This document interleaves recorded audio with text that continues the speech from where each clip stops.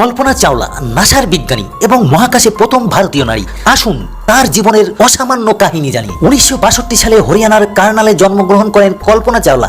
ছোটবেলা থেকে তার মহাকাশের প্রতি গভীর আগ্রহ ছিল। ভারতে ইঞ্জিনিয়ারিং ডিগ্রি সম্পন্ন করার পর কল্পনা আমেরিকায় পাড়ি জমান।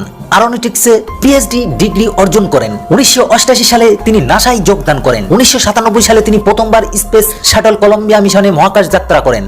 কল্পনা চাওলা 2003 সালে দ্বিতীয়বার স্পেস শাটল কলম্বিয়া মিশনে অংশ নেন। এই মিশনে তিনি 16 দিনের বৈজ্ঞানিক গবেষণায় গুরুত্বপূর্ণ অবদান রাখেন।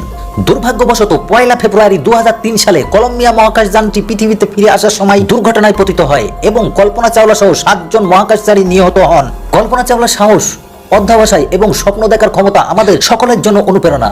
তিনি প্রমাণ করেছে যে মহাকাশে স্বপ্ন পূরণ করার জন্য কোনো সীমা নেই।